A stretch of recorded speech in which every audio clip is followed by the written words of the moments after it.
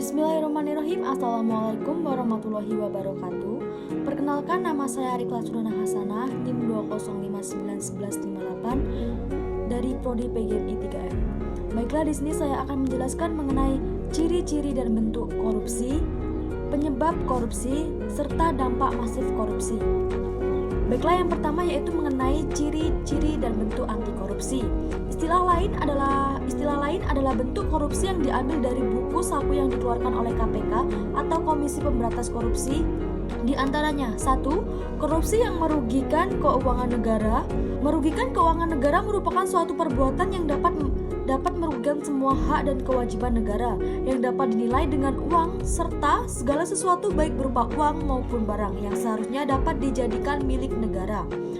Dalam pasal 1 ayat 1 Undang-Undang Nomor 17 Tahun 2003, korupsi ini sering terjadi dengan ditangkapnya para koruptor oleh Komisi Pemberantas Korupsi karena telah merugikan keuangan negara untuk kepentingan dirinya maupun kelompoknya. Yang kedua yaitu penyuapan. Penyuapan merupakan sebuah tindakan memberikan uang, barang atau bentuk yang lain dari pembalasan dari pemberi suap kepada penerima suap yang dilakukan untuk mengubah sikap penerima atas kepentingan atau minat si pemberi walaupun sikap tersebut berlawanan dengan penerima.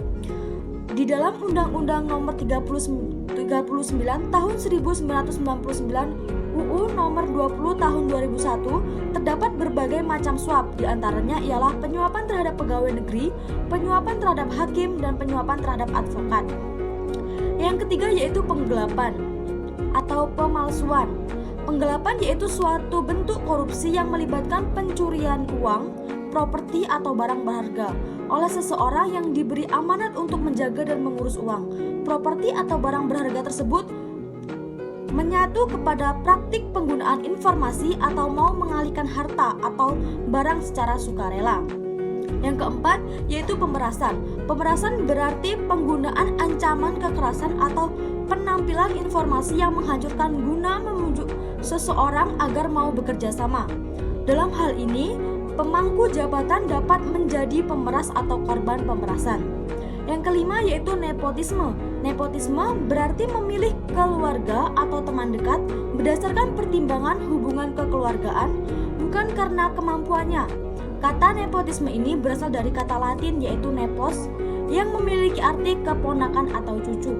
Dalam UU Republik Indonesia Nomor 28 Tahun 1999 tentang penyelenggaraan negara yang bersih dan bebas dari korupsi, kolusi, dan nepotisme, menyebutkan bahwa nepotisme adalah setiap perbuatan penyelenggara negara secara melawan hukum yang menguntungkan kepentingan keluarganya dan atau kroninya di atas kepentingan masyarakat, bangsa, dan negara. Yang terakhir atau yang keenam yaitu gratifikasi. Gratifikasi merupakan pemberian dan dalam arti luas, yakni meliputi pemberian uang, barang, rabat, komisi, pinjaman tanpa bunga, tiket, perjalanan, fasilitas penginapan, perjalanan wisata, pengobatan cuma-cuma, dan fasilitas yang lain-lainnya. Pada UU 2020 tahun 2021, setiap gratifikasi yang diperoleh negeri atau penyelenggara negara dianggap suap. Namun, ketentuan yang sama tidak berlaku apabila penerima melaporkan gratifikasi yang diterimanya kepada Komisi Pemberantas Tindak Pidana Korupsi. Baiklah, yang materi selanjutnya yaitu mengenai penyebab terjadinya korupsi.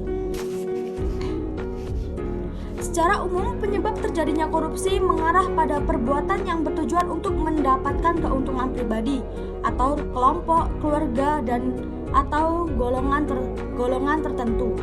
Dalam konteks Indonesia, hidupnya budaya partimonial yang menempatkan atas sebagai bapak, yang menempatkan atasan sebagai bapak, kemudian berkembang menjadi budaya nepotisme yang dekat dengan perbuatan-perbuatan korupsi, karena di antara pihak-pihak yang berada dalam lingkaran birokrasi mempunyai hubungan kekerabatan yang saling mendukung dan melindungi. Faktor penyebab korupsi dibagi menjadi dua, yaitu faktor internal dan faktor eksternal. Yang pertama yaitu mengenai faktor internal. Yang menjadi penyebab akibat terjadinya korupsi pada faktor internal adalah sifat rakus atau tamak yang dimiliki oleh manusia. Pada sifat rakus tersebut, artinya manusia tidak mudah puas dengan apa yang dimilikinya saat itu, cenderung merasa kurang dengan apa yang dimiliki dan hal tersebut akan mendorong manusia tersebut untuk melakukan korupsi. Gaya hidup yang konsumtif. Yang selanjutnya yaitu penyebab korupsi dari segi eksternal, yaitu antara lain politik. Faktor politik mempengaruhi terjadinya korupsi karena pada dasarnya politik sendiri berhubungan dengan kekuasaan. Artinya, siapapun orang tersebut pasti akan menggunakan berbagai cara, bahkan melakukan korupsi demi mendapatkan kekuasaan tersebut. Faktor politik terbagi menjadi dua, yaitu kekuasaan dan stabilitas politik. Yang selanjutnya yaitu mengenai dampak masif korupsi. Ada beberapa dampak masif korupsi, yaitu dampak ekonomi, dampak sosial dan kemiskinan masyarakat. Yang ketiga dampak birokrasi, dampak politik dan demokrasi, dampak terhadap penegak hukum, dampak terhadap pertahanan dan keamanan. Yang pertama yaitu mengenai dampak ekonomi. Ada beberapa dampak ekonomi. Yang pertama yaitu lesunya pertumbuhan ekonomi dan investasi, dampak korupsi pada pertumbuhan investasi dan belanja pemerintahan, bahwa korupsi secara langsung dan tidak langsung adalah menghambat pertumbuhan investasi. Yang kedua yaitu dampak sosial dan kemiskinan ke masyarakat. Pertama, dampak langsung dari korupsi yang dirasakan oleh masyarakat miskin yaitu semakin mahalnya jasa berbagai pelayanan publik, rendahnya kualitas pelayanan, dan pembatasan akses terhadap berbagai pelayan virtual seperti air, kesehatan, dan pendidikan. Kedua, dampak tidak langsung terhadap orang miskin, pengalihan sumber daya milik publik untuk kepentingan pribadi dan kelompok. Yang pertama yaitu mahalnya harga jasa dan pelayanan publik. Yang kedua, pengentasan kemiskinan berjalan lambat. Yang ketiga, terbatasnya akses bagi masyarakat miskin, meningkatnya angka kriminalitas, dan yang terakhir yaitu solidaritas sosial semakin langka dan demoralisasi. Yang selanjutnya yaitu dampak terhadap politik dan demokrasi, yaitu munculnya kepemimpinan korup, perilaku koruptif dan tidak korupsi dilakukan dari tingkat bawah. Masyarakat digiring untuk memilih pemimpin yang korup dan diberikan mimpi-mimpi dan janji akan kesejahteraan yang menjadi dambaan rakyat, sekaligus menerima suap dari calon pemimpin tersebut. Yang kelima yaitu dampak terhadap penegakan hukum. Fungsi pemerintah mandul, dampak korupsi yang menghambat berjalannya fungsi pemerintahan sebagai pengampu kebijakan negara dapat dijelaskan sebagai berikut. 1. Korupsi menghambat peran negara dalam peraturan alokasi. Yang kedua, korupsi menghambat negara melakukan pemerataan akses dan aset. Ketiga, korupsi juga memperlemah peran pemerintah dalam menjaga stabilitas ekonomi dan politik. Yang selanjutnya atau yang terakhir adalah dampak terhadap pertahanan dan keamanan. Lemahnya garis batas negara, Indonesia dalam posisinya berbatasan dengan banyak negara seperti Malaysia, Singapura, Filipina, Cina, Papua Nugini, Timur Leste, dan Australia.